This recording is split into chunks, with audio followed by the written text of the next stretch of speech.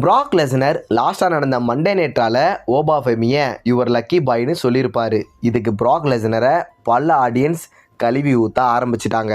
அதாவது அமெரிக்காவில் கருப்பு நிறத்தவர்களை இந்த மாதிரி பாயின்னு சொல்லி தான் மட்டம் தட்டுவாங்களாம். அதை பிராக்கும் இப்போ பண்ணிட்டாருன்னு பிராக் லெஸ்னர் மேலே குற்றச்சாட்டு வந்திருக்கு. பட் பிராக் லெஸ்னர் எந்த ஒரு உள்குத்து வச்சு பேசின மாதிரி எனக்கு தோணலை.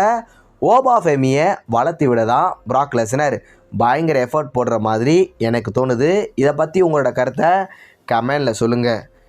இப்போ வரையுமே ரோமன் ரெய்ன்ஸ் வர்சஸ் சிஎம் பங்கான ரசல்மேனியா 42 மேட்ச்சில் யாரை ஜெயிக்க வைக்கலான்னு WWE முடிவு பண்ணலையாம்.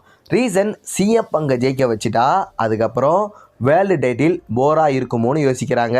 இந்த பக்கம் ரோமனை ஜெயிக்க வச்சுட்டா world title part time champion ஆகிடுமோன்னு WWE பயப்படுறதா ஒரு தகவல் வந்திருக்கு.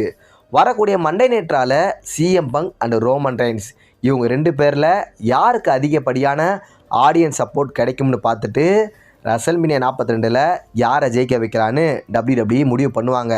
பார்க்கலாம் என்ன நடக்க போகுதுன்னு.